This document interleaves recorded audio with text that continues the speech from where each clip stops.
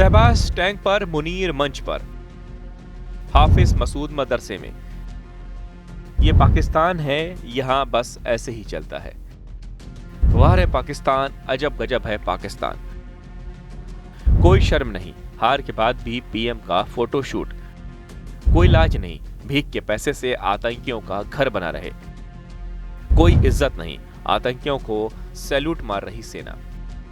पाकिस्तान की सरकार के नुमाइंदों में अगर नमूनों की लिस्ट बनानी होती तो किसी को भी ज्यादा मेहनत नहीं करनी होगी। एक से बढ़कर एक कलाकार वहां मौजूद है। बस फर्क सिर्फ ओहदे का है, पद का है, वरना कोई किसी से कम नहीं।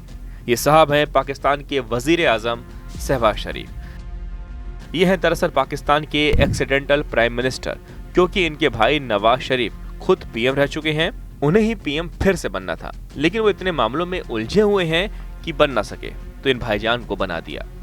ऑपरेशन सिंदूर में जब पाकिस्तानी सेना और आतंकियों की पिटाई हुई तो पहले ना तो शहबाज नजर आए, न ही आर्मी चीफ असीम मुनीर। कहते हैं दोनों एक ही बंकर में डर के छुपे थे, क्योंकि दोनों को एक दूसरे पर भरोसा नहीं था। जब इत्तेफाक हुआ तो दोनों बाहर निकले और इस टैंक पर चढ़ गए। इस टैंक पर चढ़कर शहबाज ने अपने उन जवानों का हौसला बढ़ाया जिनका जंग से कोई वास्ता ही नहीं था।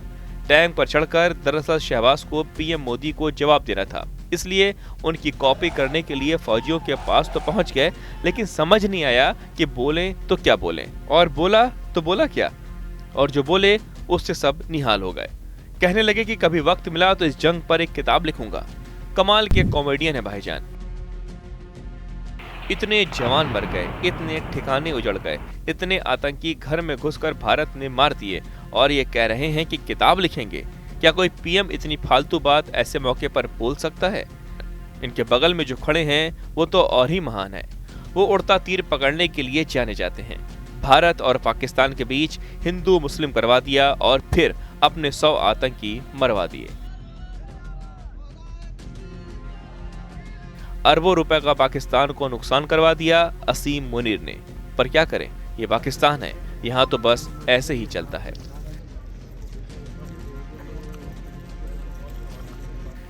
जिसे मंच पर रहना था वो टैंक पर चढ़ गए, जिसे टैंक पर होना था वो मंच पर। जिनकी सजाए मौत है वो मदरसे में है। हाफिज सईद और मसूद अजहर जैसे आतंकी मदरसे में आतंकी तैयार कर रहे हैं। सच में बहुत ही अजब गजब है पाकिस्तान।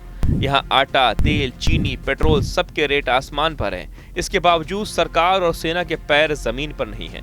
भारत में आतंकी हमले करवा रहे हैं। पहलगाम में आतंकी हमला करवा कर अपनी मौत बुलवा ली। कमाल का देश है। यहाँ की जनता खुद कह रही है कि हमारे मुल्क की इंटरनेशनल बेइज्जती मत करो। इनके रक्षा मंत्री हाफिज ख्वाजा तोप जैसे कसम खाकर ही बैठे हैं कि वो इंटरनेशनल मीडिया के सामने बतौलेबाजी करते रहेंगे और दुनिया उसे सच मानेगी।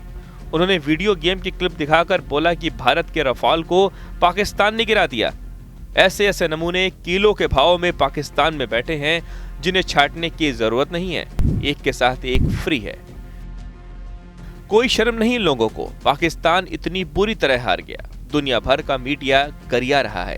इनके डिफेंस सिस्टम मुंह के बल गिरे हैं। आतंक के ठिकाने मिट्टी में मिला दिए गए हैं और इनके पीएम साहब को फोटोशूट का चस्का लगा हुआ है। मुनीर के साथ फोटो खिंचवा रहे हैं। कोई और मुल्क होता तो शर्म से गड़ गया होता, लेकिन ये तो ऐसे हैं कि कोई लाज नहीं, और तो और भीख के पैसे से आतंकियों का घर बना रहे हैं।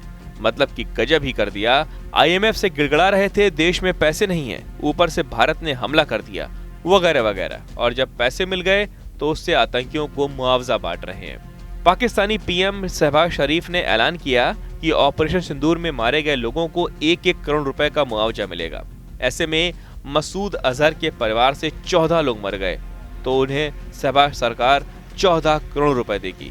यानी आईएमएफ से भीख में जो पैसा मिला उसका इस्तेमाल आतंकियों के आंसू पोंछने में किया जाएगा। धन्य है पाकिस्तान की जनता जो ऐसे नेताओं को झेल रही है और चुन भी रही है। इंतहाई तो ये है कि ये जनता जानती है कि आतंकवादियों का पालने का दाग लगा है। ये आतंकवाद के इंटरनेशनल एक्सपोर्टर हैं। इसके बावजूद इन्हें आतंकियों के जनाजे में शामिल होने से शर्म नहीं। इनकी सेना आतंकियों को सैल्यूट मार रही है। बहावलपुर में जब भारत ने मसूद अजहर के हेडक्वार्टर को उड़ाकर 100 से ज्यादा आतंकी मार डाले तो उन आतंकियों के जनाजे में सेना के अधिकारी शामिल हुए। सबसे हैरान करने वाली बात यह रही कि पाकिस्तान की सेना ने खुद जो तस्वीरें दिखाई उनमें मारे गए आतंकियों के लिए नमाज अदा करते हुए हाफिज अब्दुल रऊफ नाम का एक व्यक्ति नजर आया। भारत इस रऊफ को पहले ही लश्कर तैयबा का आतंकी मानता है। पाकिस्तान ने उसे बेकसूर आम आदमी बताया, लेकिन इस बयान से उल्टा असर हुआ। पाक सेना के प्रवक्ता जनरल अहमद शरीफ चौधरी ने मीडिया के सामने रऊफ की पहचान बताई, लेकिन जो जानकारी उन्होंने दी वो अमेरिका की प्रतिबंधित आतंकवादियों की सूची में दर्ज हाफिज अब्दुल रऊफ से पूरी तरह मेल खा रही थी। इससे साफ हो गया कि पाकिस्तान झूठ बोल रहा है और असली आतंकी को बचाने की कोशिश कर रहा है। भारत कई सालों से कहता आ रहा है कि पाकिस्तान आतंकियों को पनाह देता है और उनसे मिलकर हमले कराता है। अब पाकिस्तान की सेना की प्रेस कॉन्फ्रेंस ने खुद इस बात को साबित कर दिया। एक जाने पहचाने आतंकी के लिए सेना के अफसरों की मौजूदगी में नमाज पढ़ना और उसे निर्दोष बताना पाकिस्तान की नीयत और सच्चाई पर बड़ा सवाल खड़ा करता है। ये साबित करता है कि आतंकियों के कितने बड़े हमदर्द हैं। सच तो यह है कि फौज की वर्दी में जिहादी और आतंकी ही पाकिस्तान में है। पाकिस्तान का एक आला अधिकारी खुद कहता है कि पाक आर्मी चीफ आसिम मुनीर जिहादी हैं और सेना भी जिहादी है।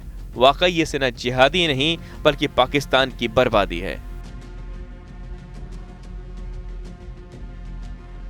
पाकिस्तान ने भारत पर ही हमला करना शुरू कर दिया। पाकिस्तान ने हमारे स्कूलों, कॉलेजों को, गुरुद्वारों को, मंदिरों को, सामान्य नागरिकों के घरों को निशाना बनाया। पाकिस्तान ने हमारे सैन्य ठिकानों को निशाना बनाया। लेकिन इसमें भी पाकिस्तान खुद बेनकाब हो गया। दुनिया ने देखा कि कैसे पाकिस्तान के ड्रोन्स, पाकिस्तान की मिसाइलें भारत के सामने तिनके की तरह बिखर गई। भारत के सशक्त एयर डिफेंस सिस्टम ने उन्हें आसमान में ही नष्ट कर दिया। पाकिस्तान की तैयारी सीमा पर वार की थी, लेकिन भारत ने पाकिस्तान के सीने पर वार कर दिया।